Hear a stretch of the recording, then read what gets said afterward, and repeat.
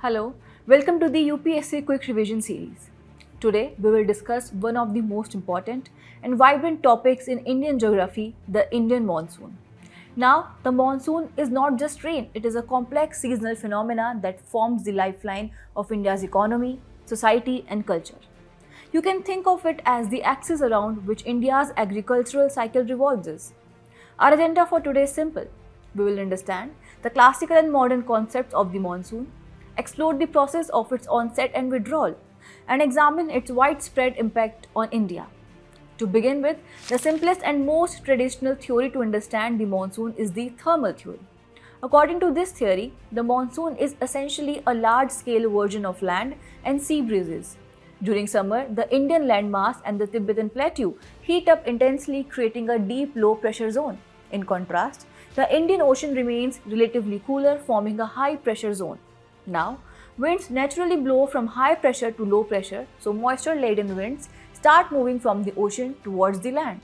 This is what we call the southwest monsoon. Of course, in winter this process is reversed. However, the classical theory alone cannot fully explain the monsoon, which led to the development of modern theories.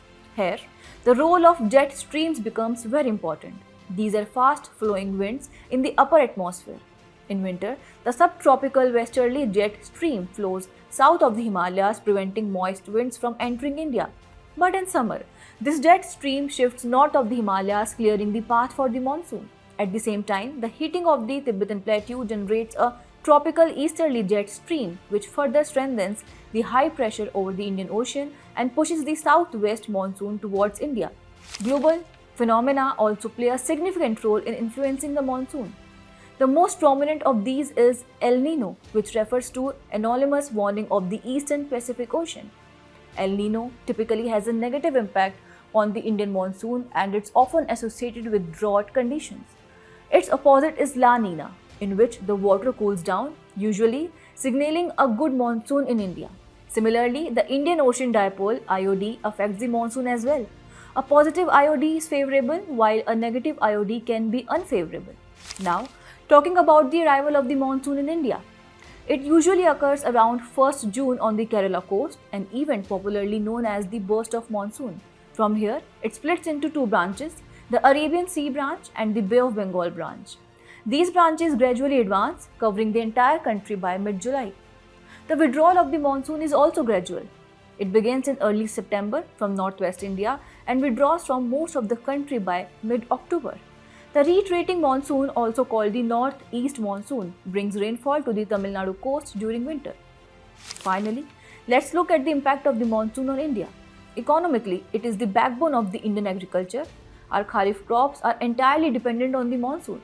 A good monsoon boosts the rural economy and fills up reservoirs which are vital for drinking water, irrigation, and power generation. Conversely, a weak monsoon can lead to inflation and drought. Socially and culturally, many festivals such as Teej and Onam are linked to the monsoon. It also influences our food habits, clothing, and lifestyle. So that's comprehensive overview of the Indian monsoon. I hope this gives you a clear understanding of its processes and impacts. Now, let's test our understanding with some practice questions.